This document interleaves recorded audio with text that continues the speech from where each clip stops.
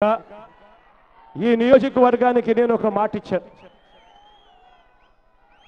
Minority సోదరులందరికీ కూడా ఒక మాట ఇచ్చా.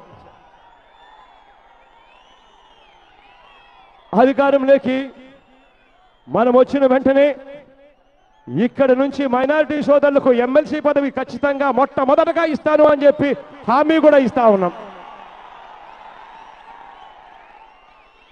మైనారిటీ సోదరులకు ఈ మాట ఇస్తా ఉన్నా. వాస్తవంగా చెప్పాలి అంటే మైనారిటీ సోదరులకు ఎమ్మెల్యే టికెట్ ఇవ్వడానికి కూడా కాస్త ఆలోచన కూడా చేశాం.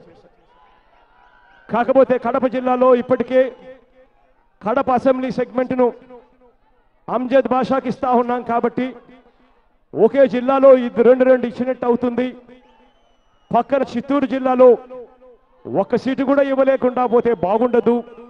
చిత్తూరు జిల్లా మైనారిటీలు బాధపడతారు అనే ఉద్దేశంతో రాయచోటి, మదనపల్లి, కదిరి ఇవన్నీ కూడా పక్కనే ఉండే కాన్స్టిట్యున్సీలు కాబట్టి పక్కనే మదనపల్లిలో మన పార్టీకి చెందిన ఎమ్మెల్యే తెలుగుదేశం పార్టీకి పోతాడు అని చెప్పి బెదిరించినా కూడా మైనారిటీ సోదరుని అక్కడ ఎమ్మెల్యే టికెట్ ఇచ్చి తోడుగా ఉండే కార్యక్రమం చేశాము పక్క కాన్స్టిట్యున్సీలోనే.